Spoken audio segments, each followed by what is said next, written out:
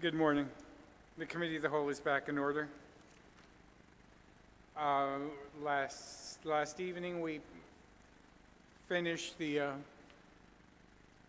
package amendments that were to assist in Section 2. Is there anything else in Section 2, or can I gavel Section 2 done?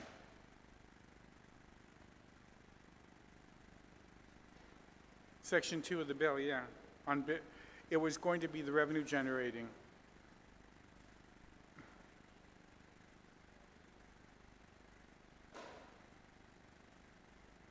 Do you have any enhancement bills that you wish to introduce?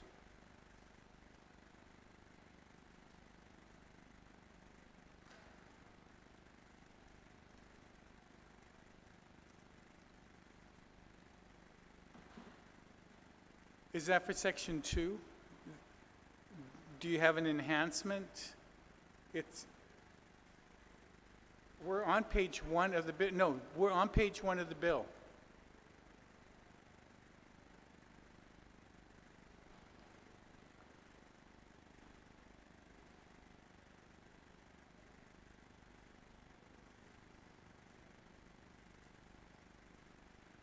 Colleagues, if you have any amendments, please have them copied and ready. Are your amendments going to be on page 1 of the bill, Section 2, on page 1 of the bill?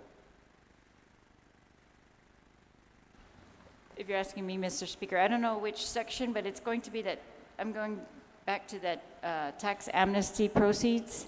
So it could either be in Section 2, or if, I don't know where you would put it in Section 3. Is it a miscellaneous provision that you want to add? I'm adding it to what's going to be considered revenue for the FY19 budget. Take a short recess. Please get everything to the copy room immediately. Everybody who's going to introduce an amendment.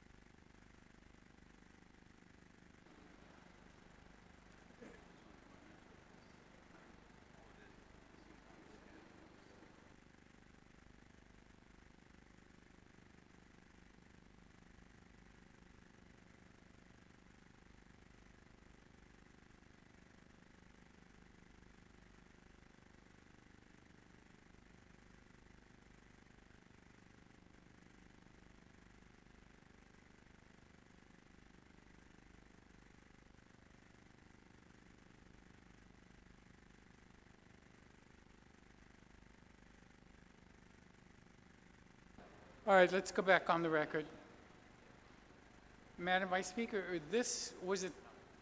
I thought this was going to be worked out with Senator Rodriguez on his amendment, and that amendment could probably be best used in a miscellaneous provision combination, but not in the revenue section, but whatever. It's now before you. Do you wish to make the motion to have it considered at this time? Thank you, Mr. Speaker. Yes, this amendment has been amended. I took the entire amount, 16 million, and because there are other sections in the bill that appropriate general fund tax amnesty program proceeds, I also, so I specified that this 6 million in proceeds would be used to pay for fiscal year 2019 obligations or as specifically appropriated by this act. And that would then include those other appropriations that were specifically made, totaling 6 million in later sections of this act. And that's, the difference is that those two appropriations go for FY 2018. And the rest of this, if you see my other amendments, they're going to be used for FY 19. And so I think this amnesty program, I mean, of course, it's dependent on the timing, and we can't guarantee it, but I think it just adds to this budget some more, something we can be more sure of, as opposed to those tax collections, which we're all hoping they're going to come in, but I think this is actual predicted tax collections that they should be, collecting starting yesterday. So we've made our intention clear to the Department of Revenue and Taxation and the Department of Administration, and they seem to have no problem with using those funds in FY 2019, appreciating the shortfall that we are looking at. So, Mr. Speaker, if I could just explain the packet that's before you. So what I did was, because I want to really ensure that they're not going to spend these proceeds in 2018 except as specifically authorized by our bill, which would give them 5 million for the hospital and 1 million for Simon Sanchez. The rest of the proceeds I want to be used in FY19, and so I've just amended the current language that appropriates to GMH, and instead of giving them in Section 4, instead of just giving them general fund proceeds, we give them these general fund tax amnesty program proceeds. I'm hoping this actually is going to give GMH actual cash that they could use, and that it wouldn't even be subject to, that allocation, since the proceeds will be in much earlier than the rest of the general fund proceeds, and that GMH would then, in the beginning of the fiscal year, get a boost and be able to do some of those larger projects that they're looking at. And then and then Section 5 would give the additional 1 million to GMH. So GMH would be getting a little bit more than what you've already planned for them, about $1,394,000 more. But it would be getting maybe the most reliable part of our budget, Mr. Speaker, is these proceeds when they come in. So that's my intention, Mr. Speaker. So that's why I wanted to put it up at the general fund proceeds part, in the revenue section of the bill, because it's going to be used throughout the bill. Thank you. All right. The Vice Speaker has proffered the bill on the general fund tax amnesty proceeds that she wants to include it as a subsection in Section 2 for revenue for 2019. Any senator wish to be heard?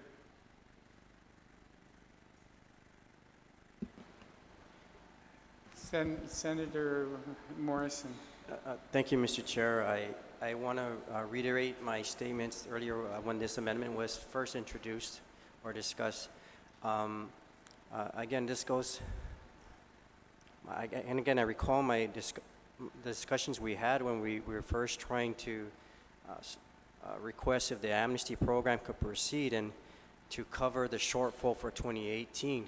The mover of the amendment stated that the DOA director, when he was down here, that he stated that these proceeds could be used for 2019. I don't recall that statement, and maybe you can correct me wrong. When was that said, or could we get that in writing to make sure? Because I don't recall that statement. But again, Mr. Chair, I believe the whole intent with this amnesty program is to ensure that we cover all obligations of 2018. So I hope we're not going contradictory to our discussions and why we started this program. Thank you. Thank you. Any other senator wish to be heard on the amendment? Senator Nicholas. Thank you, Mr. Chairman. Just first some questions for clarity. Is the mover of the amendment proposing that this figure be added to the general fund section of, well, actually, we're talking about section 2, Mr. Chairman. Section 2 was just the reference to the tax rates. Yes, she is recommending that this be like the business privilege tax extension, and the real property tax, and now it'll have another tax amnesty provision as all the amounts of money that are being considered towards 19. I just wanted to inquire, maybe with OFB and perhaps with the mover of the amendment, if it would not be more appropriate to include this as a revenue source line item in section 3 somewhere instead. Well, no, it actually appropriates, so we'll just take it here. And section 3 is where all the figures add up. And so if we're going to be adding revenue, we should be including it in the bottom line that is that shows up in section 3. Because this is being pushed into... I'm not sure how much will actually be here at 19, but she's hoping that this will actually be here, so she wants to put this here as her contribution to the increase in revenue. I have no objection to it being placed in section 3, but I would need the help of OFB and legal if that's the case. As another, similar to the SAR, as another source of revenue. And I think the SAR, yesterday we put it in section 3. Is that right? The SAR is in section 3. Yes, so it's similar to that. It's anticipated revenue that we're going to then use throughout the budget. But Mr. Speaker, if I may answer the earlier question, or, well, he has the floor. I'll wait. I just wanted to, when we were at the public hearing, I specifically asked the Director of Administration if we could use this for FY19 appropriations, and he said it's up to the legislature to dictate how we're going to use these proceeds. And then we asked if they could use it without an appropriation, and he said no, that they have to be appropriated.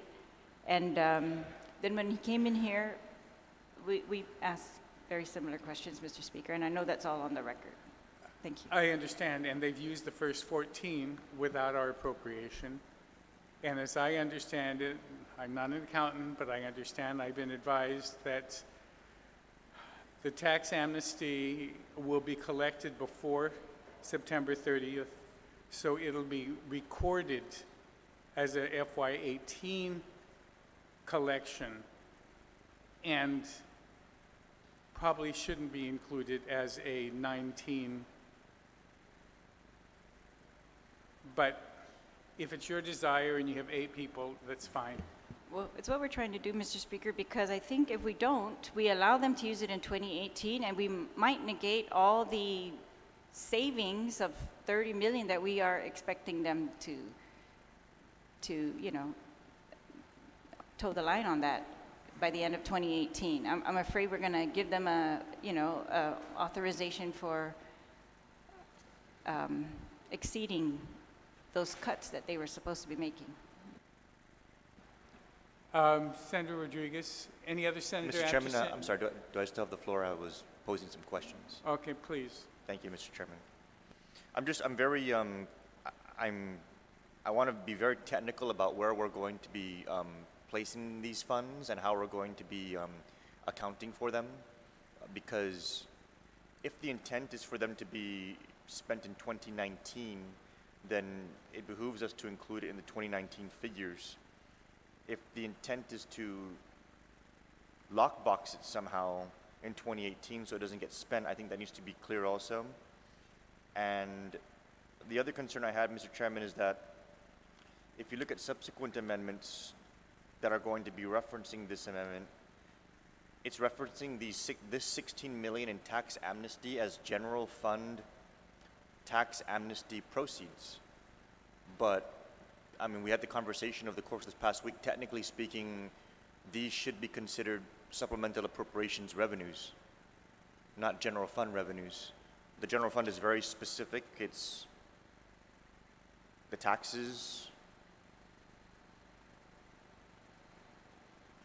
and the federal sources, and then everything else other than that is special fund. And so we can't, we cannot just say that we're taking this money and we're calling it general fund. The general fund has specific sources, and this 16 million, if we're going to identify it as a source or give it a source, its source would be the supplemental appropriations revenue fund. I think that was a conversation we've been having about how we're not accounting for the revenue in the fund over all these years, and that's really because the fund isn't hitting, the actual dollars are not hitting the fund. And so we can't just throw 16 million out there and call it general fund. I think we need to appropriately indicate where this money is supposed to hit. I think the SAR fund is appropriate. And if we want to add it as an additional amount into the supplemental appropriations revenue fund, I think we can. But I would caution against just calling it general fund money, because the general fund, what will happen is if we call it general fund money and it comes up short or it doesn't come in, then all of the agencies funded from the general fund will be shorted. So education will be shorted, public safety will be shorted. One of the reasons why we really meticulously, in the last packet of amendments that we passed that I introduced, we shifted money from SAR to certain agencies. We reduced their general fund appropriations and reprogramming them into other agencies, is because the general fund is supposed to be the most reliable revenue stream. And if you look at it again, it's the income taxes, the business privilege taxes. But if we just take this amnesty money and call it general fund money, and that amnesty money does not come in or is spent for whatever reason, then we will have shorted the entire general fund by $16 million. And that would cause a contagion across all general fund appropriations. And right now we've concentrated those appropriations into the most critical agencies. So I would like to perhaps ask OFB or request for a recess or something, but I think we really do need to program this 16 million into a source other than the general fund. Mr. Chairman. Vice Speaker. Yeah, Mr. Speaker, these are not included in the regular general fund proceeds. They're going to be either a special line item, or that's why there's special language for them, and the language mirrors exactly the appropriations made on pages 128, 129. It seems like it was a name that was given to it by OFB, General Fund Tax Amnesty Program Proceeds. Very different than just regular general fund proceeds, that's why there's only one appropriation that I'm proposing be made from, in addition to the two that you've already made, from General Fund Tax Amnesty Program Proceeds. And because, yeah, I believe that we could realize this amount of money and that could be cash in the bank for the GMH. And the effective date of those two items on page 128 and 129 are effective upon signature, which is 2018. And I've been advised by OFB that since these funds will be recorded as having been received in 18, it should not be recorded as revenue for 19. But I will leave it at that, and anybody else. Senator Rodriguez, are you done, Senator Nicholas? Well, just in line with that exchange, Mr. Chairman, that underscores the problem with the amendment in that because we're trying to realize it as a 2019 revenue stream, with these amendments, realizing it as a general fund 2019 revenue stream puts the entire general fund, all the agencies funded by it, at risk for these amnesty monies. And if they're spent by the governor before, the end of the FY 2018, and they're programmed into an FY 2019 general fund assumption, then the general fund for the next fiscal year will be short. And in order to solve that, we need to program the money into a separate funding source, like the SAR fund or someplace else. But mixing this money into the general fund for the next fiscal year, it is an acute risk, Mr. Chairman. Thank you. Anything further? Senator Rodriguez, then Senator Estevez. Thank you very much, Mr. Chair. Mr. Chair, I probably should have raised this as a point of order, but I know back last week we had this amendment before us, and I had an amendment to this amendment, and so I don't know how that would work. But if we address my amendment to the amendment, it probably would also answer the previous speaker's concern and yours as well, because this amendment would allow for the use upon enactment, just like the provisions we have on 128 and 129. So if that's in order, Mr. Chair, if we can go back to my amendment to the amendment that was made on August 1st. Does everybody have a copy of the amendment made by? Mr. Speaker, on advice of the clerk, we were supposed to withdraw that. I'm going to withdraw that original amendment that I had made and replace it with this. You're withdrawing, so this motion isn't even before us. You haven't withdrawn the original one yet. Well, I thought she had talked to you about it. Yes, I'd like to withdraw that original and proceed with this language instead, because this takes care of the accounting of the other two amendments later in the bill. All right, first we have to deal with your withdrawing your original amendment that was tabled from last week.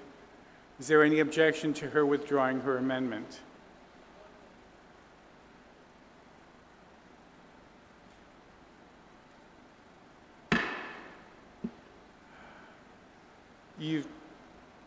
You've now have this amendment before us. Does anybody else wish to speak on it? And your contention is that you want to amend this amendment. Let's stop. And we have a whole stack of papers, and I have a copy of it, but I'm sure some of you don't have it. We may need to have to rerun it or have everybody find it. We'll take a short recess. Everybody either get a copy of the Rodriguez amendment from last week and or have it recopied, please. Central? Central?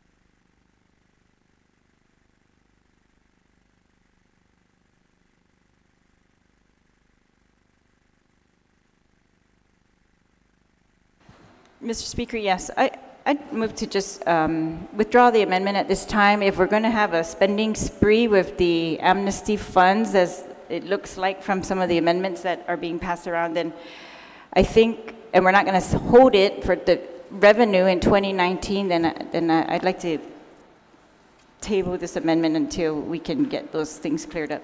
Thank you.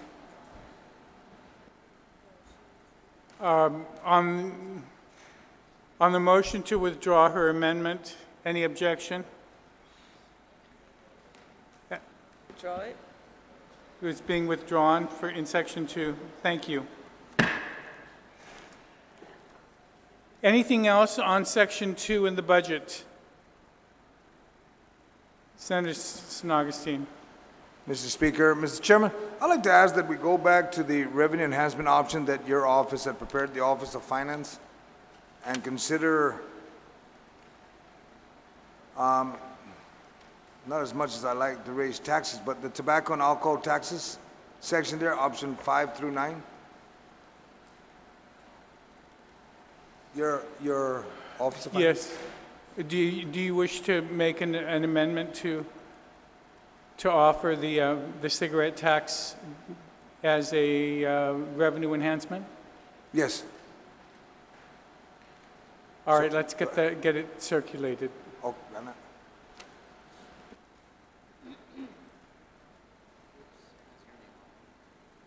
Where? It's okay. Here.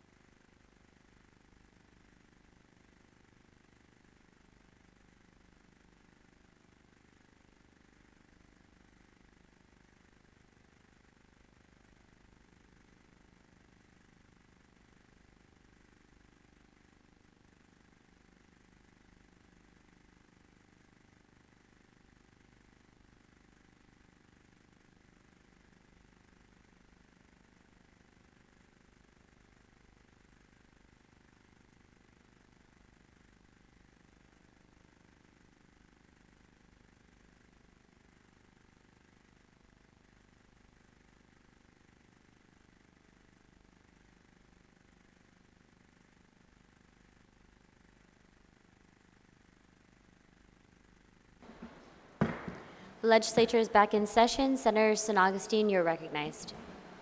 Thank you, Madam Speaker, Madam Chair. My colleagues should have a copy of the amendment there. It'll identify total, if we raise the taxes on tobacco, it should raise about 9.35. But before we discuss that further, I'd like to also remove on the second page, the effective date will be October 2018, but there'll be no sunset. Remove the sunset. Okay. On the motion to amend the last page, subsection 10. I don't think there's a need to amend the section. He's offering it without that last Without page. this. So I just want to be clear. Right. The effective date will remain at October 1st, 2018. And then we're striking this September 30th language on to remove the sunset. Correct, Senator? Correct. Just a point of order, Madam Chair. The entire Section 10 just should be removed because this is for the Budget Act that's effective October 1st. Oh. So you don't need to have the language in you don't need to retain the October 1st language in there. Okay. You can just strike the entire Section 10. A point of information, that's correct, Madam Chair. I had originally prepared this amendment with a sunset provision. He's offering it without one. So he's offering, without us copying 2 pages, just using the amendment without that. So that's what he's offering without that last section.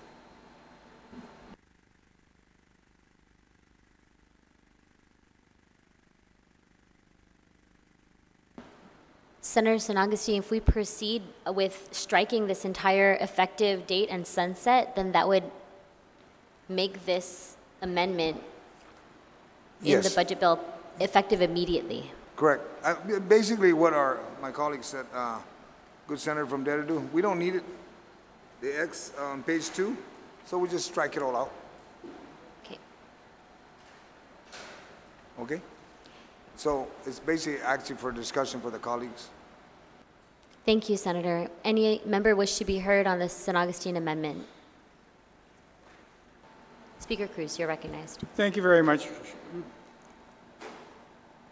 Madam Chair, I want to thank Senator San Augustine for proffering the amendment. I had prepared it earlier. I had a whole set of revenue enhancement provisions that I wanted the body to consider, but after being slapped down twice, I thought maybe I shouldn't try a third. But I'm glad that Senator San Augustine made the motion. I'm hoping that my inability to get my amendments through earlier was just the messenger and not the message. And so I'm hoping that this will have better luck than my attempts at getting revenue enhancement through. We had hearings on this earlier in April. People came in and testified that we still have the highest smoking rate in the U.S. And there really is a need to address smoking in this community. And so hopefully with this increase in the cigarette tax, that it will make it less attractive for young smokers, because it'll hopefully take it out of their price range, and also have the positive effect of, if they continue to smoke, it'll raise 9.35 for tobacco, cigars, and chewing. So I really hope that we can move forward with this amendment. It does 2 things. It becomes a disincentive to smoking, and it becomes a tool by which we're able to raise some additional money to help balance this budget. with real cash. Thank you. Thank you, Speaker Cruz. Any other member wish to be heard? Senator Uggan, you're recognized. Thank you very much, Madam Chair. Just so that our people understand exactly where these proceeds are going to be deposited into the Healthy Futures Funds, if I can just ask the mover of the amendment to clarify and to reiterate, if he's already stated, how much, based on the proposed amendment, will be generated from this particular provision, and how it will be divvied up, because the Healthy Futures Funds, the proceeds go towards GMH, if I'm not mistaken, goes to GMH for certain cessation, tobacco cessation and treatment programs.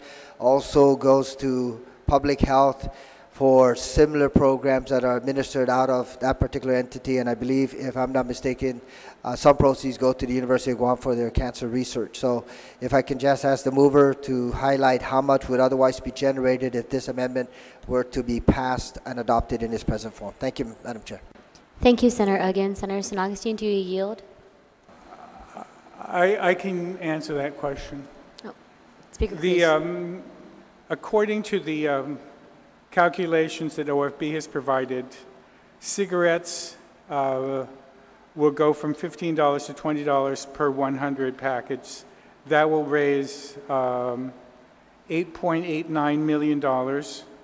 Standard cigars will raise an additional $100,000. Increase in chewing tobacco would raise about $450,000 for a grand total of about 9.35. And that it will be divided statutorily under the Healthy Futures Fund. As the retiring senator mentioned, it's divided up between GMH, public health, mental health. Some money goes to DOE, some money goes to UOG to be for cancer research, but also for other, to assist in giving grants to associations like the Cancer Care, EC, and other nonprofits that are willing to assist individuals with their cancer needs for cancer treatment, whether or not it's assisting in travel, assisting in providing food, or just taking them to their appointments. That's what it's done for. And so the total is 9.35 that could possibly be generated. Thank you, Speaker Cruz. Senator Uggan, you're recognized. Thank you very much, Madam Chair, and thank you, Mr. Speaker, for that response. You said 9.35, Mr. Speaker. I calculated 10.85. So just so that we're on the same level in terms of the numerical figure? Senator Uggan, I think it's 9.35 for the amendment that we're considering now, which is tobacco only, and then the additional would probably be with the alcohol tax. Okay, I'm sorry. I'm mixing up the option 5 through 9 versus just extracting 8 and 9. Okay, so 9.35, and then with this particular amendment, should it pass, then that will correspondingly, is that the motion? It will correspondingly adjust the figure for Healthy Futures Fund? That is correct. Okay. And then it'll help in that funding being freed up. If additional Healthy Futures Fund can go to public health and GMH, the general fund money that would normally have gone to those could be used in other areas. Okay, I just wanted to understand whether in fact, as a result of the adoption of this provision, whether it will correspondingly automatically change the figure that is on page 4 with the Healthy Futures Fund. You know, so that unless there's a need for an additional amendment, I don't think that's particularly necessary. I want to also say this much. I think that in considering this particular proposal, which is adjusting taxes, specific taxes that would promote healthy lifestyles. That, I think, is the underpinning point here. It would provide additional resources for treatment. It would also provide additional resources for cessation programs, helping our people to stop smoking or stop the use of tobacco. And then also it would be applied towards prevention. And it all comes a full circle to promoting healthy lifestyles. And in this particular case, it's an investment in our community. And I certainly I look forward to acting on this particular measure. Thank you very much, Madam Chair. Thank you, Senator Uggan. Senator Muñoz, you're recognized. Thank you, Madam Chair.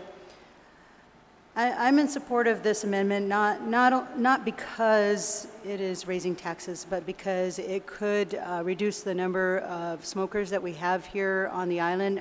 I think Guam has one of the highest rates of smokers on the island, and I'm just hoping and crossing my fingers that maybe a slight rise in the cost of doing something this harmful to their body will deter them from doing it.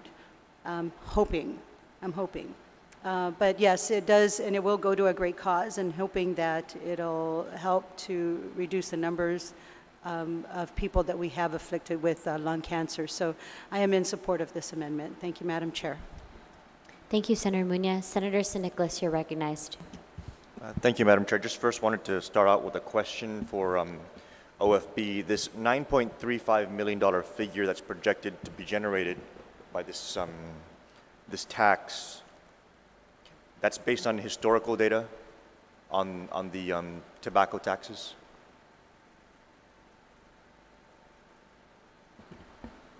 Yeah, the numbers were based on the projection for FY19.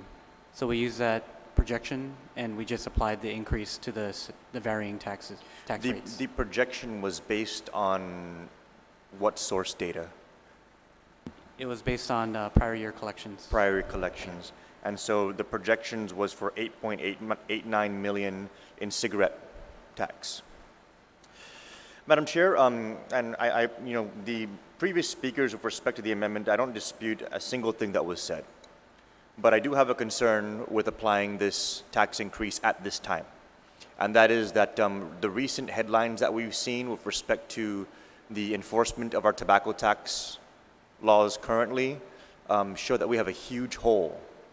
We have a massive hole.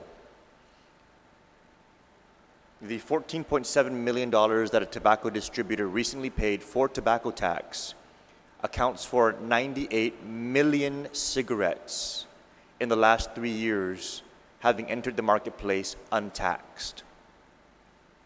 That's 4.9 million packs of cigarettes. And that's just from one distributor. If the hole is that gaping under the current tax regime, I'm concerned that raising this tax is not necessarily going to generate the revenue from all the players. But more specifically, this $8.89 million figure may be far lower than what the real revenues are out there that are available.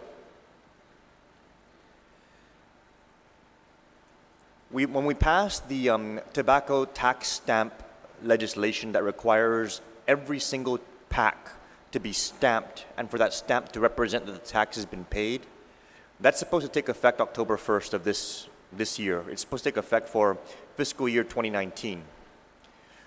What's so critical about us not tinkering with the data sets at this time is over the course of the 12 months following October 1st, once the stamps are on the packs, we will have in place an relatively airtight tax regime on tobacco, and that will give us 1 full year's worth of hard data on what the true tobacco tax figures are.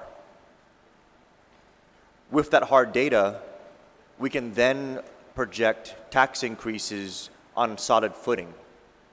But right now, these tax increases are not based on firm tax collection numbers because we have this gaping hole in our tobacco tax collection efforts. If we tinker with the data now by increasing the tax, it will wash out the numbers for the fiscal year in 2019, and that could have some unintended consequences. One of the biggest ones is by washing out those figures, we won't know what the actual undercollections were for the preceding years. Let me give you an example. If by implementing the stamps in FY 2019, all of a sudden cigarette taxes, the collections go up 10 million, then we can say that every year prior to that, so long as the market share data doesn't have any kind of fluctuations, every year prior to that is a potential undercollection of 10 million. We can go back and make a claim for $10 million going all the way back to 2008, I believe it was, when the taxes were first adjusted. That's a lot of money. But if we increase the taxes now, before the stamps are implemented, to give us a clean historical figure, we're going to wash out the historical data, and it will pretty much ruin our ability to be able to go back and collect on the back taxes. I would advise that if this is a policy that the people of Guam want to pursue through their legislature, we should make it effective for October 1st, fiscal year 2020, and allow for 1 year's worth of tax stamp data to accumulate so that the collections folks can go back on that hard figure and use that to recover all the underpayments in the past. If we raise the tax now, it's going to adjust the revenues, and it's going to, it will increase revenues for that one fiscal year, but the cost of increasing the revenues for that one fiscal year is a loss of hard data that can have us go back and collect potentially 10 times more than that. So if this is a policy position that we want to pursue, I would advise that we allow for the tax stamps to be effective for 1 year. And they're supposed to be effective starting October 1st. And I think that's something that's worth waiting for. On top of us having hard data to be able to go back and collect on, those stamps should also bump up the revenue figures anyway on their own. We don't project them in this current budget because there's no hard data to project it into. But if the recent behavior of certain tobacco distributors is any indication, 2019 could be a banner year in tobacco tax collections just by the stamps alone without any increase, which means this 9.35 figure would actually be very conservative at this time. So I do not dispute any of the previous speakers' comments with respect to the potential pluses that a tax increase may have on the health and welfare of the community.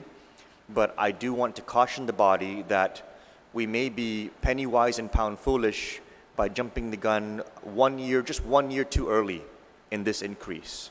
If we want to introduce an amendment now that makes it effective for FY 2020, I can get on board with that. But if we want to make it effective immediately in this current fiscal year, I may have to sit that one out, only because I think that there's a lot more value to be extracted if we were to just give the stamps 1 year's worth of hard data and allow for them to really help us understand what the true tobacco tax liability is, so we can go back and recover. What I'm of the mind is maybe $60 to $80 million just in the last 10 years. And mind you, Madam Chair, there is no statute of limitations for fraud. So you can't hide behind your lawyer and say, oh, well, you know, I paid off that amount or whatever, or we made some kind of settlement. There's no statute of limitations for fraud. But in order to prove that, you're going to have airtight, hard data. This is an opportunity for us to be able to recapture a lot of money for the people of Guam. Or we can pass this, and the risk is that we lose out on that data gathering opportunity. Thank you, Madam Chair. Thank you, Senator.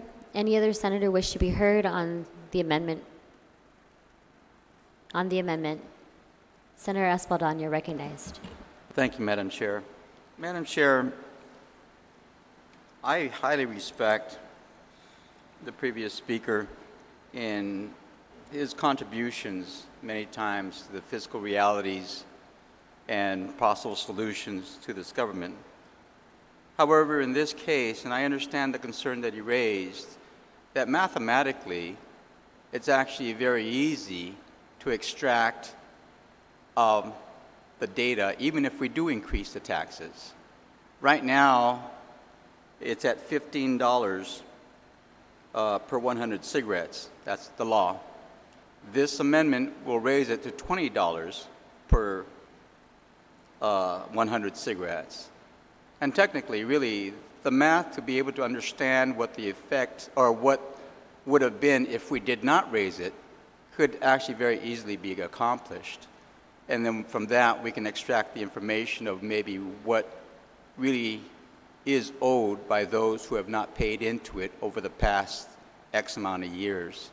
So to that degree, I would have to disagree with the previous speaker on this point, because mathematically it is very possible, and it's not a very difficult equation to figure out what would have been paid in, even if we do raise the tax at this time.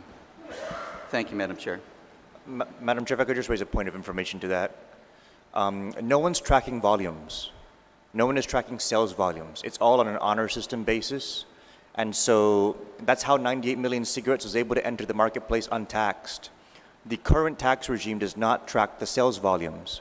And so if we raise the tax and tax revenues come in slightly higher, without tracking sales volumes, we won't be able to know how many cigarettes are still hitting the marketplace and if all of those cigarettes are being taxed. Because the tax filings do not include the sales volumes, you won't be able to extract that figure. And that's why I'm saying we need to wait for the stamps, because the stamps track the volumes. It's on a per pack basis. You gotta buy the stamp, you gotta put it on the pack. The number of stamps accounts for the number of packs. But right now, under the current tax regime, there is no mechanism for accounting for volume. There's in fact, as I was pointed out by the public auditor, disparities in reconciling the customs intake and the amounts of cigarettes leaving the bonded warehouse. And to have 98 million cigarettes leaving, I mean, there's just an alarming hole. And that's why the reconciliation isn't actually that simple. We need a mechanism to account for volume as well, and that's currently not the case, Madam Chair. Thank you, Senator. Senator Nelson, you're recognized. Yeah, just a question. To the previous speaker, I'm just curious, how does he know, where's the information coming from this 98 million unaccounted for cigarettes? Is there a document, or is it in the audit reports? Is there a document that we can refer to? I mean, are our distributors committing fraud in this essence? Is there anything that can be proven in that sense, or? Senator Nicholas, do you yield? I can yield, Madam Chair. The recent information we've received, this is public information, is that the last 3 years' filings that was received by Revenue Tax was tobacco taxes at $14.7 million. If you divide that by the amount of the tax, which is $15 per 100 cigarettes, and you do the math on that, it'll come out to 98 million cigarettes. You got to sell 98 million cigarettes to generate $14.7 million in taxes. So you got to sell 14.9 million packs, and each pack is 20 cigarettes. So you got to sell that 5 times, each pack 5 times in order to generate a $15 tax. So when you back out the numbers that way, based on the filing and based on the information on the record, that's how many cigarettes in the last 3 years. And so the only way for us to get a full, an airtight accounting of what the real loss has been over a 12-month period, if we do the stamps and we allow the stamps to generate 12 months worth of data, we'll be able to go back and make a claim on everything that's been underreported. One of the concerns of that 98 million figure and the $14.7 million over the last 3 years that was raised by our speaker is, why is it just the last 3 years? Why don't you go back further? And that's why I kind of put on the record that when it comes to fraud, there is no statute of limitations. So if we can have an opportunity to capture hard data for a full 12-month period, that would really bolster the case for any governor as a tax commissioner or any attorney general in enforcing the master settlement agreement to be able to use that data to go back and collect from a fraud claim. But right now, Madam Chair, to answer my colleague's question, we based it on the tax amount of 14.7 million, divided it by the application of that tax on a numerical basis at 100 cigarettes, and it came out to 98 million cigarettes in just 3 years, Madam Chair. Senator Nelson? Yes, just one more question to the speaker, because he's very well versed on this. Do you know if federal law requires manufacturers to report the number of cigarettes sent to each jurisdiction in accordance with the Master Senator Settlement Nicholas, do you Agreement? yield? There is a requirement, but that requirement applies to only certain jurisdictions. As of whether or not that requirement applies to the Guam jurisdiction, that's being looked into at this time. But based on my cursory review of the law, Guam was not included in the definition of a state. And so I'm not sure if there may be issues in whether or not those have been reported historically. So I cannot answer that specifically at this time. But yes, they do report in other jurisdictions. I'm not sure if they're reporting on the Guam jurisdiction. Thank you, Senator San Nicolas. Senator Nelson. Speaker Cruz, you're recognized. If I can offer a point of information. Madam Chair, under the Master Settlement Agreement, the Attorney General is required to annually make a report of cigarette sales in the territory. In my letter to the Federal Bureau of Investigation and to the U.S. Attorney, I was very careful in the way that I stated my concerns, because under the Master Settlement Agreement, you know, we get a little over 2 million, maybe a little more, from the Master Settlement Agreement every year. And from that, we took out a bond a few years ago. And under the bond agreement indenture from a few years ago, using the Master Settlement Agreement, we had committed ourselves to diligently collecting taxes. This recent revelation or admission that someone had not been paying their taxes for 3 years indicates that we have not been diligent. But I didn't want to say that we were not being diligent, because I didn't want the Master Settlement Agreement to say, well, then you haven't been diligent, Guam. You are delinquent in not collecting, and consequently, we're going to cut off your $2 million a year that you're getting under the Master Settlement Agreement. I phrased my question to the FBI and to the U.S. Attorney as a plea. Please, under the Master Settlement Agreement, though we're not listed as a state for ATF, please help us diligently enforce the law by getting to the manufacturer and forcing the manufacturer to provide us with their manifest of their shipments to Guam, so we can match it with the sales that are reported on Guam. Because if they're not, somebody's dumping cigarettes either into the ocean or shipping it from here to Taiwan or some other strange place to sell it. And that's not provided. That's not allowed. And so that's the reason why I phrased my letter to the FBI and to the U.S. Attorney in the way that it did.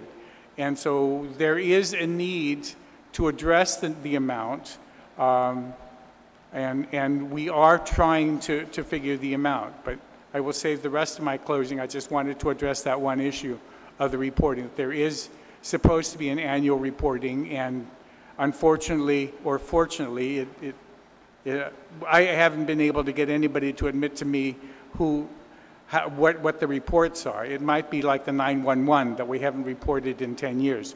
Who knows? Thank you for that point of information, Mr. Speaker. Any other member wish to be heard on the amendment? On the amendment? If not, Vice Speaker Terlahi. Are we on the original amendment, or has there been a subsequent amendment?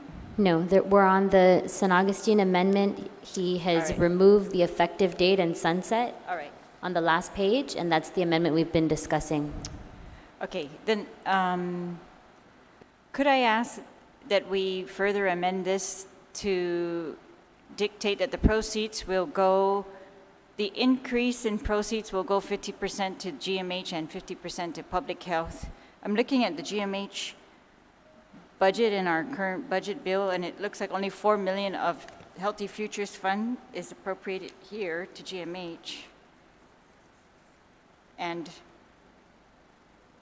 well, 19 million is going, the behavioral health budget is almost entirely funded out of the Healthy Futures Fund, 19 million. This is meant to be placed on pages 2 and 3, so in the revenue section of the bill. Did you want to make that amendment here or later? Well, I think it should be made now, so that if we're going to adopt these revenues, that's where it's going to go. Otherwise, yeah, instead of, yeah, or public health. I think the speaker had mentioned public health and GMH earlier, but it's not part of the amendment, so I guess I would just like that to be part of this amendment, as opposed to allocating it the same way that the current Healthy Future Funds is allocated, that it be this increase strictly go to those two areas. So either GMH and public health. Public health is getting only 4 million from the Healthy Futures Fund also. But, and if it's going to go to GMH, I would ask that it go towards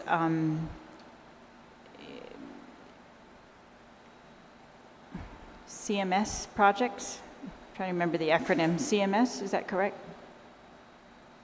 Okay. Speaker Cruz, you're recognized. If I'm, just as a point of information, Madam Chair, if I had been the one that introduced this amendment earlier, and if it had been successful, and if it was as successful as was mentioned by one of our other colleagues earlier, that there's this gaping hole that hasn't been collected, it was my intent, hopefully, that those of you that are going to be in the 35th Guam Legislature would be able to utilize this increase in the Healthy Futures Fund to have a dedicated source of that $30 million for GMH. That was my hope, that the Healthy Futures Fund, which currently raises 28, or probably now with this new settlement, this new lien, might be a little more, or it might be even more than that, 28 or 30 or whatever it's going to be. It was my hope that if it is as successful as was said could be, it could be the single dedicated source of $30 million a year to GMH. But that would have to be done by those of you in the 35th Guam Legislature, that once we know how much it's going to be able to raise. Right now, statutorily, we do have a percentage breakdown of what resources we receive in Healthy Futures Fund. And you guys can amend that in the next legislature once we find out how much is actually or could be collected by this new increased tax, and also by the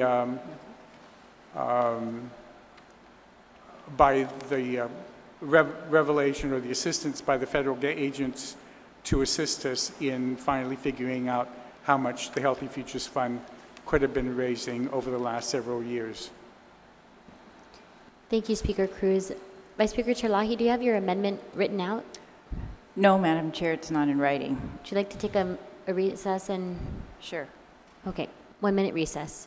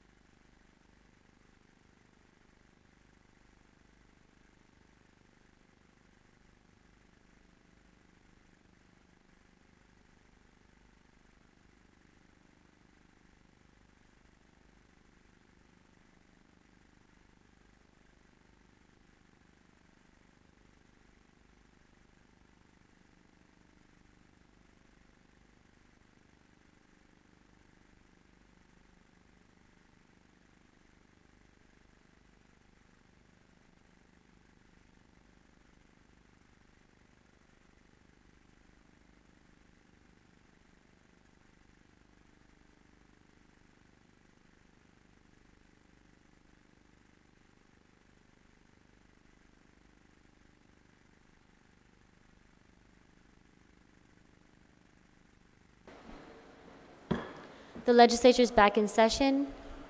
We will recess for lunch and come back at 2 o'clock this afternoon.